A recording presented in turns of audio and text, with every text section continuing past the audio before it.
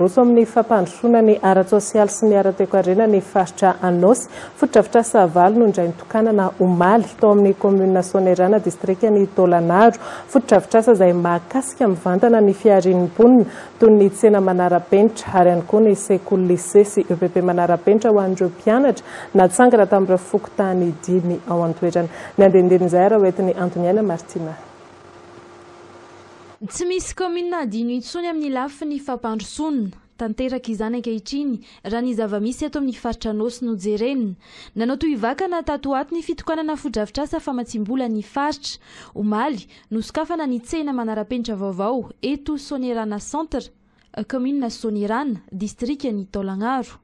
Ny vahoaka ny Soanerana zany dia afapo tanteraka dia plana tanteraka ny vahoaka ty ary hitasika tsara eo amin'ny lalana fa manompo tery be ary amboarina ny lalasika zao raha tsy nisy an'ity zany dia misahirana ny vahoaka ny Soanerana dia misaotra besaka amin'ny fiaraha-miasa ary zay eto amin'ny komuna Soanerana koa dia vonona hiara-hiasa amin'ny fitondram-panjakana sy ny sampana rehetra miaraka amin'ny mpamaso vola rehetra sy ny rehetrarehetra ato anatin'ny faritra Anosy.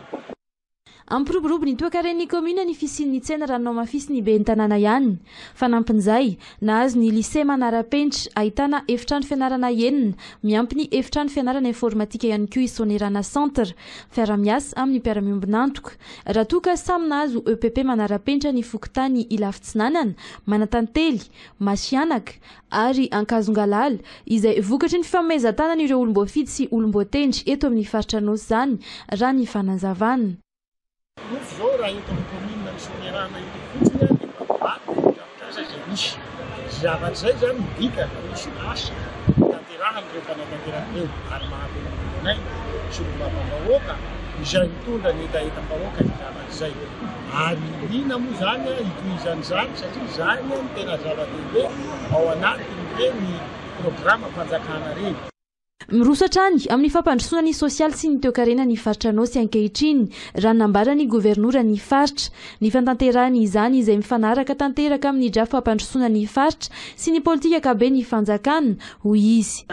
Izany dia fanatanterahana politika kabe ny fanjakana izay mametraka andro telo lehibe ary ny vokatra dia tsy ho an'ny fa ho an'ny vahoaka izay sitraka ny fotodrafitrasa ireo afaka mampiasa ireo fotodrafitrasa ireo ary isaorana tanteraka ny fotoa ao anatin'izay miahy ny sosialy, miahy ny fampandrosoana ary ny faritra Anosy dia ao anatin'ny fampandrosoana ara-tsosialy sy ara-ekonomika ny faritra eto Anosy.